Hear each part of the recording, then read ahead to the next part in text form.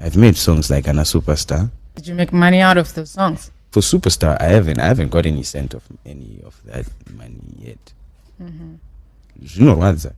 Ndi Delroy uyu ari kuchema achinyuta kuti iye anamvera awana kana send pasong yake inonzi Superstar yakaita na Senfulo yachipa mhosva kuna vamutarisa achiti ndivo vanenge vakabata matumo acho. Saka ari kuti zvinorwadza because iye ane mhuri, ane family, anoda kufamba nemota, anoenda kufamba ari mukombe. Saka da kuti muone guys, mundiudzawo kuti inyuwo muzviona send pi pfungwa dzenyu. Zvinorwadza. Yeah. Very much. I won't lie. If you were to go back before like actually getting into studio and making the song, what would you correct?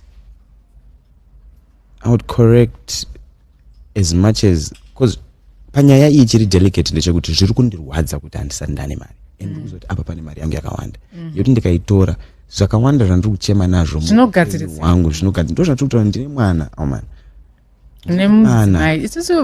handina rimwe basa randoshanda inini.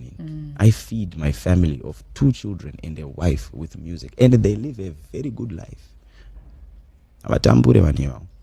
But ndine shuwiro ndoda kutengawo pekuisa imba, ndoda kuvakawo imba yangu, ndoda kutengawo chekutyaira. Ndaneta nekuonekwa ndakagara mukombe vanhu vachiti hey ndiye wacho. Like people don't understand how I'm feeling in my heart.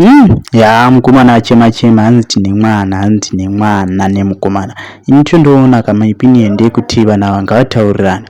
Ozi ukazvitarisa pamwe panenge pane muri kutotsvira mumwoyo papa ari kutotsva mumwoyo asingazivi kuti umwe ari kutoti zvakaita. Saka thank you so much guys, mundiudza muri kufunga wewe. Saka kufollowa nekusubscribe.